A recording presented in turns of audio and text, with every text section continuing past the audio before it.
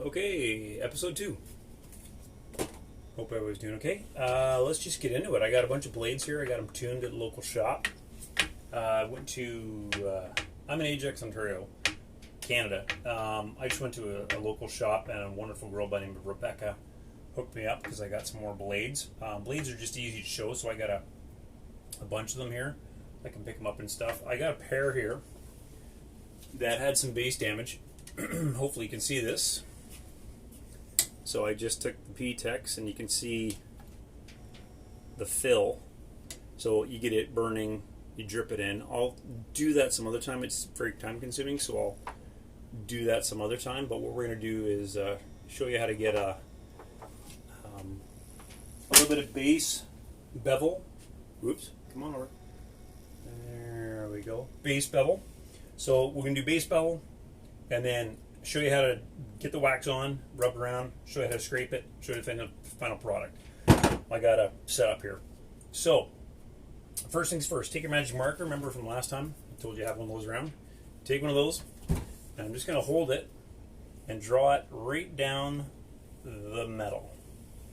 All the way down. Both sides. And we'll get to why we do this in a second.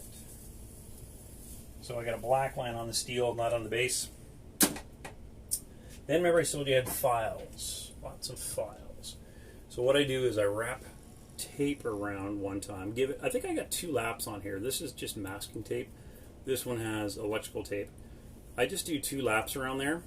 So what happens is when you set this on the base, this is going to be an angle. So this sits, and this is going to be your edge angle, and it's going to give you a little bit of a bevel. People say 1 degree, 2 degree, all kinds of stuff like that.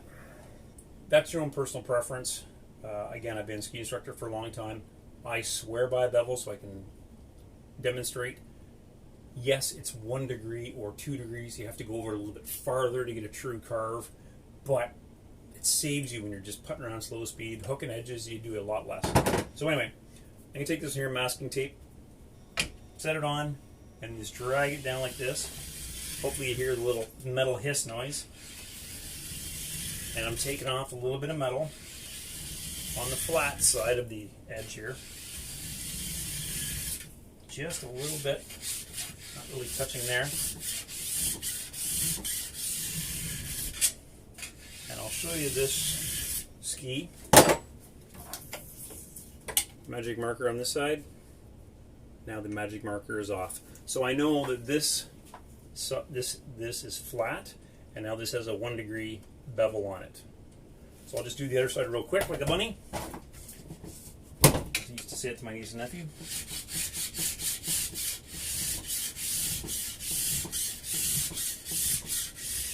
And you know, we're not World Cup pro racer guys. We're just doing this at home on a budget, right? I've seen pro waxers at snowboard races and whatnot. They do a wax every run. They do basically a tune every run. They do 1 run, tune, so they're on the hill less than 3 minutes. That's World Cup stuff. We're just doing this in the waxing room, whatever you got. So anyway, magic marker's off. I give it a wipe off. Got the iron going. I got my wax. Again, this is by Slide Snowboard Wax. I did it in my first video. Good stuff. So what I do is, this is an iron. Ooh, I'll tell you about this iron. I got this at a yard sale, I think, at 25 cents. I think it's a one you take on a travel one. This, I think the handle folds down, but whatever. I just Jimmy rigged it up. And no holes in it, if you notice. No holes in it. If you get the one with holes, it just kind of gets wax in there and it's awful. So just get one of these guys. You can buy them, but again, I think the theme is doing this on a budget. Swix makes them, all these other companies make them. So I put the wax right on there to the point, and the wax will run and drip off. And I just put an amount. You'll find out if you do this how much is too much. I just kind of go back and forth on it, and I'm done. And then put the iron on and keep it moving. Keep it moving. Here's a good tip here. If your wax is smoking, if you see any smoke come off, it's too hot. You want it just so it'll melt it, and then you can rub it around like what I'm doing here. And I just go back and forth. I take it over the tip and tail, like on the down part a little bit. I just go back and forth, full length. A lot of people will say go until you feel heat in the bottom, or on the top sheet, I guess, in this case. Just keep going. I just, look, I have a light here that reflects. So I just go until I go from one end to the other, like this. Of course, the ski is longer. And it's still wet there. And it's still wet the whole way. So that one's done. Okay? Now let it cool. Just like a baking show, I'm going to set that over there. And I pick one here that I have cooled off. So there is one that is just got wax on it. It's rough. Okay? So I'm going to show you how to scrape. Come on, camera. Ignore this thing. There's a little smoke in here from iron, but that's just what's left over. Okay, so I'm going to scrape this now. I found my little scraper. Plexiglass. Keep it sharp. Okay. And if you really want to pro tune, I'm sure there's other videos. I'm just doing what I do. They say go tip to tail. Always. I've done both. I dare somebody to notice. So I'm going this way at it and pushing, not this way. I'm going this way and drawing like you would, curl paper kind of thing. So I just go down, scrape off the excess, go down, scrape off the excess, go down, scrape off the excess. Keep doing that. Okay, and get it all, mostly all of it off, because there's sintered base, and then there's PTEX base, and then there's all the numbers, like PTEX 2,000, 4,000, 6,000, 10,000, whatever. What that means, as far as my understanding, what that means is how many pores per square inch in the actual plastic. Because a sintered base is little beads of plastic, and they crush it together to a big block, and then they take a cutter and it cuts off that block. So it's got pores like your skin. It'll absorb the wax, and that's what keeps your base healthy and keeps it sliding.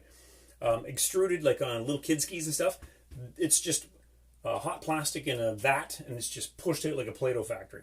So when you get the higher PTEX numbers, like 6,000, 8,000, 10,000, it has more little baby pores per inch. So it'll hold more wax, right? But trade-off is it's harder to repair if you get some damage. So, and it's usually like black base on the racing skis. That's usually higher, 10,000 base. Again, it's harder to repair. So these blades, I don't even know what these are. Let's just say they're 4,000 PTEX or PTEX 4,000. So it's pretty easy to repair. You can drip the PTEX on there. Like I said, we'll do some time, and it'll you won't even notice. Well, you won't even notice after wax. So that's all scraped off. There's barely any wax, just a thin layer, and it looks wet. It's not. That's just wax all over the place. Compared to a bone dry one, I'll do a comparison here. Ooh.